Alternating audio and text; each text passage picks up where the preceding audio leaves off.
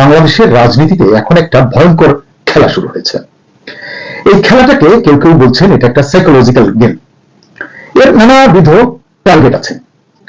তো এই খেলাটায় বা এই কাজে নিয়োজিত হয়েছেন বা নিয়োগ করা হয়েছে কিছু অনলাইন অ্যাক্টিভিস্ট, কতিপয় বুদ্ধিজীবী যাহারা বুদ্ধি বিক্রি করিয়া চলেন, কতিপয় শিক্ষক এবং কতিপয় টকশো কাঁপানো টকার, মানে যারা টকশোতে কথা বলেন। দেখবেন চিবিয়ে চিবিয়ে তারা মুক্তিযুদ্ধের পক্ষে কথা বলছে। হয়তো 1 বছর 2 বছর 3 বছর আগে তারা এইভাবে এই টোনে কথাগুলো বলে নাই, মুক্তিযুদ্ধ নিয়ে তারা এত বেশি কথা বা প্যারা তাদের ভিতরে দেখা যায়নি। এখন তাদের মুখ থেকে বঙ্গবন্ধুর অনেক বীরত্ব গাথাও আমরা শুনতে পাচ্ছি, তারা তুলে ধরছেন। কিন্তু যখনই শেখ হাসিনার প্রসঙ্গ আসছে, আওয়ামী লীগের প্রসঙ্গ আসছে, সেখানে তারা শেখ হাসিনাকে স্প্লিট করে ফেলছেন, করে শেখ হাসিনার বিপক্ষে কথা বলছেন। বলছেন শেখ হাসিনা ফ্যাসিস্ট, শেখ হাসিনা খুনি, শেখ হাসিনা মানে তার যথাযথ বিচার হওয়া দরকার, তিনি এই করেছেন সেই করেছেন, যা যা বলবার তারা সেগুলো বলছেন। তবে তারা একটি কথা খুব জোরে সোরে বলছেন, গুরুত্ব দিয়ে বলছেন, শেখ হাসিনাকে দেশে ফিরিয়ে আনতে হবে। কারণ শেখ হাসিনা এখন ভারতে রয়েছেন, 2024-এর 5 আগস্টের পর থেকে তিনি ভারতের দিল্লিতে আছেন। তারা শেখ হাসিনাকে ফেরত চাইছেন, ফিরিয়ে আনতে হবে এবং ফিরিয়ে এনে শেখ হাসিনার শাস্তি নিশ্চিত করতে হবে। আইসিটি থেকে যে একটি নামকাওয়াস্তে একটি যে লোক দেখানো মৃত্যুদণ্ডের রায় দেওয়া হয়েছে, এই ধরনের অনেকের ভিতরে এই মানে ফ্যান্টাসিজম আছে, ফ্যান্টাসি কাজ করে যে এনে মৃত্যুদণ্ড দিতে হবে। যদিও আওয়ামী লীগের তরফ থেকে এইটিকে উপেক্ষা করা হচ্ছে, এটিকে প্রত্যাখ্যান করা হচ্ছে। আইনের দৃষ্টিকোণ থেকে এই আদালত এই আইন এই ধরনের বিচার করতে পারে না, এই ধরনের অনেক আইন ভিত্তিক আইনজ্ঞদের রেফারেন্স দিয়ে অনেক কন্টেন্টও কিন্তু অনেকে করেছেন, আমরাও করেছি, কথা বলেছি। কিন্তু তারা বলছেন শেখ হাসিনাকে ফিরিয়ে এনে শাস্তি নিশ্চিত করতে হবে। কিন্তু আমি আপনাদের বলছি বিনয়ের সঙ্গে, এই যারা এসব কথা বলছেন তাদের কেউই মনে প্রাণে চান না শেখ হাসিনা ফিরে আসুন, এটা কিন্তু তারা চান না।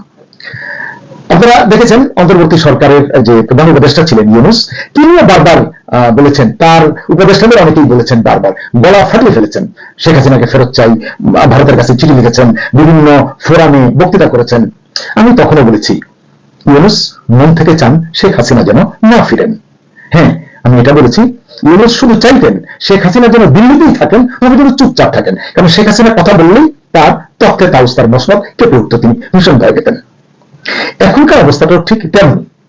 এই যে আমাদের পররাষ্ট্রমন্ত্রী খলিলুর রহমান দিল্লি থেকে ঘুরে এলেন, বলা হলো শেখ হাসিনাকে ফেরত চেয়েছি, প্রত্যর্পণ যে চুক্তি তার রেফারেন্সে চেয়েছি, আগে চিঠি দেওয়া হয়েছে।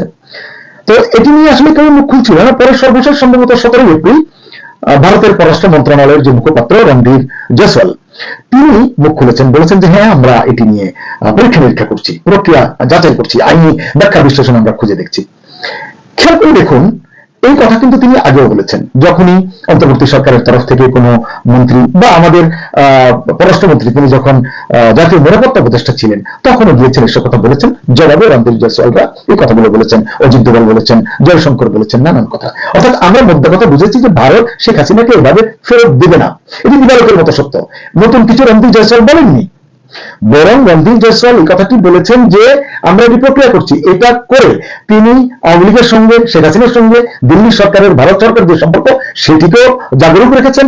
আবার বাংলাদেশে নবনির্বাচিত সরকার, নতুন সরকারের সঙ্গে দ্বিপাক্ষিক যে কাজকর্মগুলো এগিয়ে নেওয়া দরকার ভারতের সাথে, বাংলাদেশের সাথে, সেটিও যেন সুচারুরূপে হতে পারে, সেটিও তারা বলেছেন।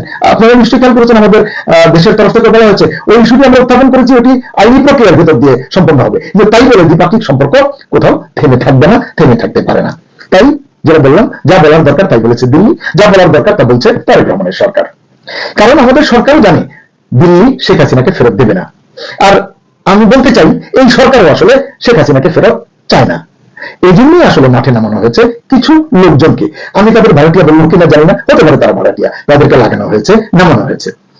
এদের কেউ কেউ ইউনূসের দায়ে জেলও খেটেছেন, দু একজনকে দেখতে পাচ্ছি। ফলে তারা যখন কথা বলেন টেলিভিশনে বা সোশ্যাল মিডিয়াতে, কিছু লেখেন, বলেন, সাধারণ মানুষের এক ধরনের সহানুভূতি তারা কিন্তু অর্জন করছেন, পাচ্ছেন। এদের কেউ কেউ আবার মবের শিকার হয়েছেন নানান প্রেক্ষাপটে, যদিও এর অধিকাংশই নাকি সাজানো ছিল। কারণ এর মাধ্যমে এই লোকগুলোর গায়ে নিরপেক্ষ এবং আওয়ামী লীগের শুভাকাঙ্ক্ষী এরকম একটা লেভেল লাগানোর সুচতুর চেষ্টা এটিকে বলা হচ্ছে, বা বলতে পারেন আপনারাও। অর্থাৎ দিন শেষে এরা বোঝাতে